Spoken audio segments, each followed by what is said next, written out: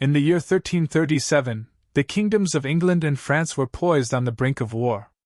For years, these nations had been bound by feudal bonds and royal bloodlines, united yet divided by mutual suspicion and ambition. But beneath the gilded facades of these two courts lay a deep-rooted animosity, fed by centuries of rivalry and unfulfilled claims. At the heart of this simmering tension was a clash over the French crown itself, a prize that would unleash a storm of battles, betrayals, and the relentless pursuit of power across the English Channel. For Edward III of England, the issue was personal. His mother, Isabella, was the daughter of a French king, and through her, Edward believed he was entitled to rule France. But French nobles rejected the claim, passing the crown to Philip VI under their tradition of Salic law, which barred the throne from being inherited through a female line. To Edward, this was more than an insult, it was a denial of his very bloodline.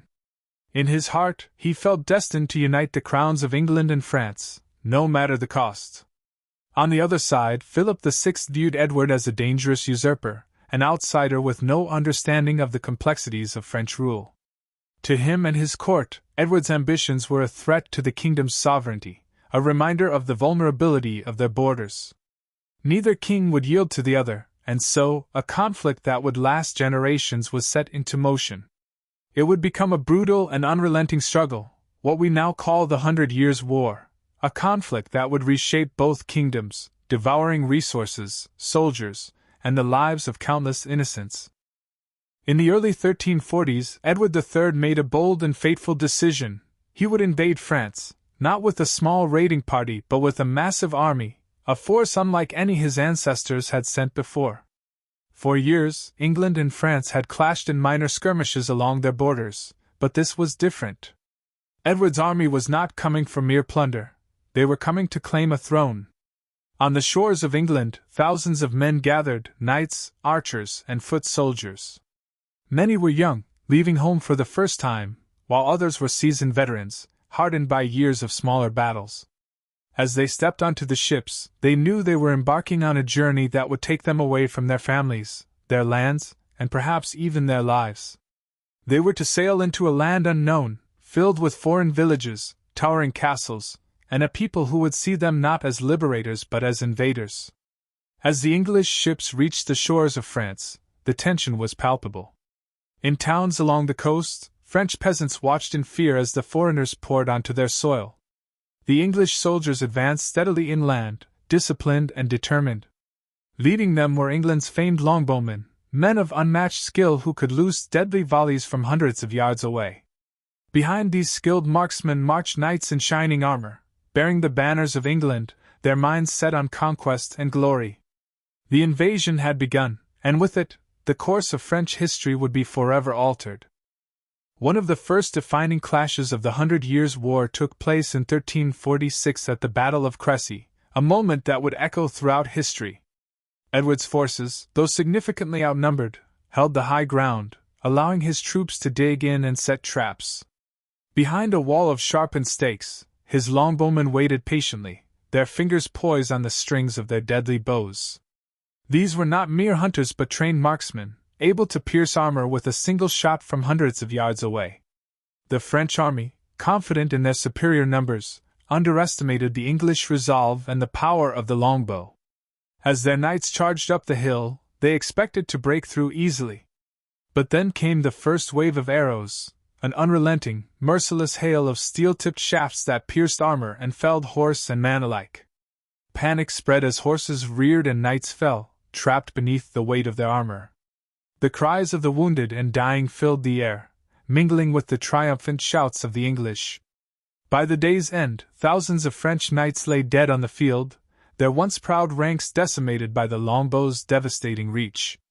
The English had won an unlikely victory, proving that a well-positioned and disciplined force could overcome even the mightiest of cavalry charges. The Battle of Crécy became a symbol of English resilience and tactical innovation, a battle that showed the world the brutal efficiency of the longbow and established England as a force to be reckoned with on the continent. In the midst of this brutal war, an unseen enemy struck with a terror unmatched by any army.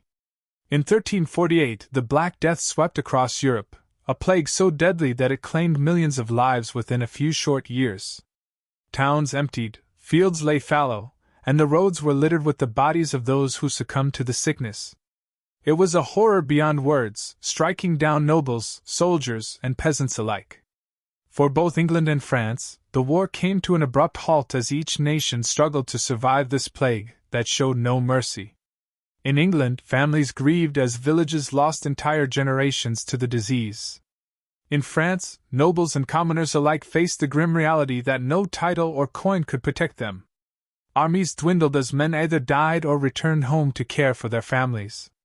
The once proud battlefields became silent, the warriors struck low not by swords but by an unseen, unstoppable plague. The 100 Years' War, for a time, was forgotten. But when the plague finally loosened its grip, the flames of war reignited, as both England and France struggled to reclaim what they had lost. In the depths of despair, when the French faced near annihilation and a loss of hope, a glimmer of salvation emerged in the form of Joan of Arc. Born into the chaos of war around 1412 in the small village of Domremy, Joan grew up with tales of French glory and the burden of its recent failures. But what set her apart were the visions she claimed to receive from saints, compelling her to act against the encroaching English forces. As her village fell into despair, she rose, calling upon her divine inspiration to lead a charge that many thought impossible. As Joan gathered support, her charisma became infectious. The townsfolk, initially skeptical, were captivated by her unwavering faith. "I hear voices that tell me to save France," she proclaimed, her voice carrying the weight of destiny. Among them, an old knight, weathered by years of fighting, stepped forward, eyes glistening with renewed hope. "If God is with you, then so am I," he declared, rallying others to join her cause. At just 17, Joan approached Charles VII, the Dauphin of France, within the halls of his beleaguered court. Standing before a man unsure of his fate, she spoke with the authority of a seasoned general, commanding respect and attention. She urged Charles to allow her to lead the French army to lift the siege of Orleans, the city on the brink of falling into English hands. "You shall be crowned King of France in Reims," she promised, igniting a flame of hope that had long been extinguished. The siege of Orleans in 1429 had become a symbol of despair for the French. Under the watchful eyes of the English forces, hunger gnawed at the soldiers and citizens alike. But with the arrival of Joan of Arc, a new energy surged through the beleaguered city. Joan was no ordinary figure. She was a woman in a man's world, defying the expectations of the era with her bravery and conviction. Her presence alone inspired the French troops, igniting a long-buried sense of national pride. On the eve of battle, Joan walked the ramparts of Orleans, her heart filled with resolve. As she gazed out at the encroaching English forces, she felt a deep connection to the land and its people. "This is not just a fight for territory, it is a battle for our souls," she declared to her troops, her voice echoing against the stone walls. Her words stirred emotions deep within the hearts of the soldiers, who had witnessed their friends perish in the ongoing conflict. That night, soldiers prayed fervently, asking for strength and guidance. When dawn broke on May 7th, the air was thick with anticipation. Joan led the charge, brandishing her banner emblazoned with the image of Christ. The French forces surged forward, and for the first time in years, they fought not just as soldiers, but as a united front. Arrows rained down from the English archers, but the morale of the French troops held strong, their cries of "For France!" echoing through the air. In a stunning display of unity and courage, the French breached the English defenses, driving them back. The victory at Orleans was not just a military triumph, it was a resurrection of national identity, a testament to the power of belief in a common cause. Following the remarkable victory at Orleans, Joan of Arc's influence grew, and the path was paved for a monumental event in French history, the coronation of Charles VII. After years of English dominance and uncertainty, the coronation in July 1429 symbolized the hope and resilience of a nation reborn. As Charles approached the altar, the weight of his ancestors pressed upon him, a reminder of his royal lineage that had been overshadowed by defeat. Joan stood resolute at his side, embodying the spirit of the French people. Her presence at the coronation was no mere formality. It was the culmination of her vision, a unifying moment that would bind the people to their king. As the archbishop placed the crown upon Charles's head, a collective gasp rose from the crowd, followed by a wave of exuberant cheers that echoed throughout the cathedral. "Long live the king!" they cried, voices merging into a symphony of joy. This moment was more than just a royal ceremony. It marked a profound shift in the national consciousness. Charles, once an uncertain leader, now stood tall, embraced by his subjects. For the first time in years, the French people felt a sense of unity, as if the very act of crowning their king would repel the dark clouds of despair. Joan's faith had reshaped their destiny, and as they left the cathedral, there was a palpable sense of renewal, a feeling that they could reclaim their homeland from the grip of the English. As the tides of war began to shift, the French army prepared for a decisive confrontation at the Battle of Patay in June 1429. With their morale bolstered by the recent victories and the coronation of Charles VII, the French forces marched with renewed vigor, inspired by Joan's unwavering faith. They understood that this was not merely another battle. It was an opportunity to solidify their newfound strength and push back against the English tide. Joan, riding ahead, embodied the spirit of the French resurgence. "We fight not just for land, but for our honor and our future," she proclaimed, her voice strong and resolute. Her presence inspired even the most hesitant soldiers to take up arms, transforming fear into a fierce desire for victory. As the French army approached, the English forces, confident from their previous victories, were caught off guard by the ferocity of their advance. When the battle commenced, the sounds of clashing swords and the cries of men filled the air. The French longbowmen, guided by Joan's tactical genius, unleashed a torrent of arrows that rained down upon the English, disrupting their formations. The English cavalry, once the pride of their military, found themselves outmaneuvered and overrun. In a stunning display of strategy and spirit, the French routed their opponents, achieving a resounding victory that echoed through the valleys. The Battle of Patay was not merely a military triumph, it signaled a profound transformation in the war. The English forces began to realize that their hold on France was slipping, and the tide of history was turning in favor of the French. Joan of Arc had become more than a leader. She was a symbol of hope and resilience, breathing life back into a nation that had long endured the hardships of war. Despite her remarkable victories and the hope she inspired, the fate of Joan of Arc took a tragic turn in 1430 when she was captured by the Burgundians during a skirmish near Compiègne. Betrayed by those who had once rallied beside her, Joan found herself a prisoner in a world that had turned against her. The Burgundians, allied with the English, sought to discredit her as a leader and undermine the cause she had fought so passionately for. In the summer of 1431, she was put on trial, facing charges that ranged from heresy to witchcraft. The proceedings were riddled with political machinations, as the English sought to erase her legacy. Joan, ever defiant, faced her accusers with the same courage she had shown on the battlefield. "I would rather die than betray my faith and my country," she asserted, her voice unwavering even in the face of death. The trial became a spectacle, drawing attention from all corners of France. Many admired her for her bravery, while others questioned her motives, fueling the flames of division among the people. As she stood in the courtroom, surrounded by men who sought to condemn her, Joan's spirit remained unbroken. She knew that her fate was intertwined with the future of France. As the verdict loomed, the air was thick with tension. The nation held its breath, uncertain of the outcome of this unprecedented trial. On May 30, 1431, Joan of Arc met her tragic fate in the heart of Rouen. The stakes were high, both literally and figuratively, as she faced the flames that had been deemed her punishment. Crowds gathered, a mix of onlookers, some filled with anger, others with sorrow. For them, she was either a traitor or a martyr, but for Joan, the resolve in her heart remained unwavering. "I am not afraid," she proclaimed, her voice steady as the executioners prepared for the grim task. As the flames ignited, engulfing her in a horrific embrace, she cried out, not in fear, but in faith. Her final words echoed through the hearts of those present, "Jesus! Jesus!" The moment was harrowing and poignant. encapsulating the paradox of her existence, a woman who had inspired a nation, only to be condemned for it. Her death did not extinguish the spirit of France, however. In fact, it sparked a fervor among the people, transforming her into a symbol of resistance and national pride.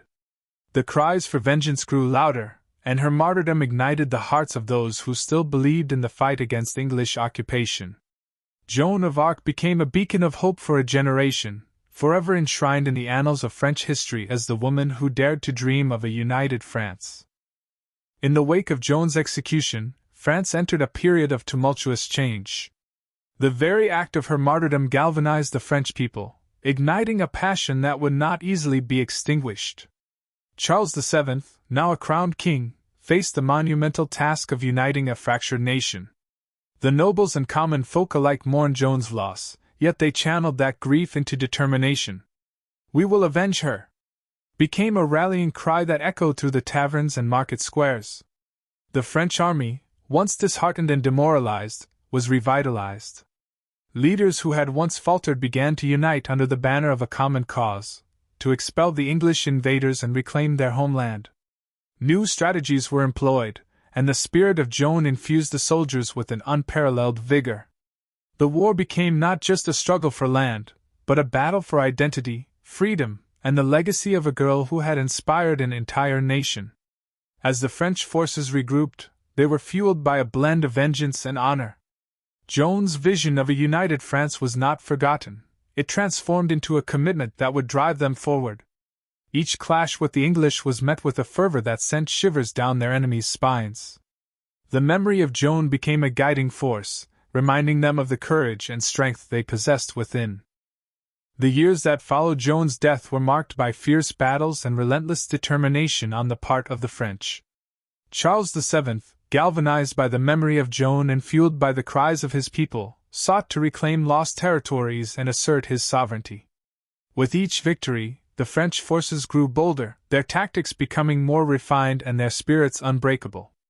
In the Battle of Castillon in 1453, the French employed innovative artillery techniques, catching the English off guard. The clash of steel and the thunder of cannons echoed through the fields, marking a significant turning point in the war. The once feared English longbowmen faced an onslaught they had not anticipated, and the tables turned in favor of the French. The culmination of these battles, the liberation of French lands, served not only as a reclaiming of territory but also as a symbolic reawakening of national pride. Each town reclaimed felt like a resurrection, an affirmation of the sacrifices made and the vision that had united them. France, under the leadership of Charles VII, was beginning to emerge from the shadows of war, stepping towards a future that they had once deemed impossible. As the years of conflict drew to a close, the Treaty of Picquigny in 1475 signified a new chapter in the relationship between England and France. After decades of relentless warfare, both nations recognized the exhaustion that had set in among their peoples.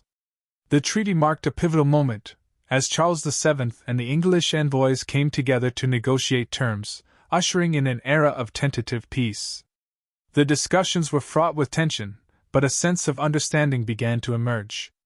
Charles, now a seasoned leader, approached the negotiations with a blend of firmness and diplomacy. He understood that peace would not come easily. It required sacrifices and compromises from both sides. "Let us end this cycle of bloodshed and strive for a future where our children can live without the specter of war," he urged, his words resonating with the weary delegates. After days of intense deliberation, the treaty was signed, and the news spread like wildfire across both nations. For the French, it was a moment of hope and renewal, a chance to rebuild their war-torn land. For the English, it signaled an acknowledgement of the changing tides of power. The Treaty of Picquigny laid the groundwork for future relations, shifting from hostility to a more cooperative engagement, illustrating that even the deepest of divides could be bridged in the pursuit of peace. The conclusion of the 100 Years' War ushered in a transformative era for France and Europe as a whole. The war had not only reshaped the borders of nations but had also altered the very fabric of society. The French people emerged from the conflict with a renewed sense of identity, forged through shared sacrifice and the collective desire for independence. The devastation of war gave rise to a wave of nationalism, as communities banded together to rebuild their lives and their country. Villages that had once been battlegrounds now became centers of commerce and culture. The scars of war gradually healed, replaced by a vibrant tapestry of art, literature, and thought. Intellectuals gathered to discuss the principles of governance and the rights of individuals, paving the way for future revolutions and reforms. The legacy of Joan of Arc remained a powerful symbol of courage and resilience, inspiring generations to come. Her story transcended her life, becoming a cornerstone of French heritage. As the nation moved forward, the lessons of unity, determination, and the fight for justice lingered, shaping not only France's future but influencing movements across Europe. The 100 Years' War, once a tale of despair, transformed into a narrative of hope, reminding all that from the ashes of conflict, a brighter future could arise. As we reflect on the tumultuous journey of the 100 Years' War, we are reminded of the resilience of the human spirit. From the ashes of battle emerged a nation reborn, and through the triumphs and tragedies, the essence of courage, faith, and unity prevailed. The story of England and France, intertwined through conflict, serves as a testament to the enduring power of hope and the pursuit of a better future for all.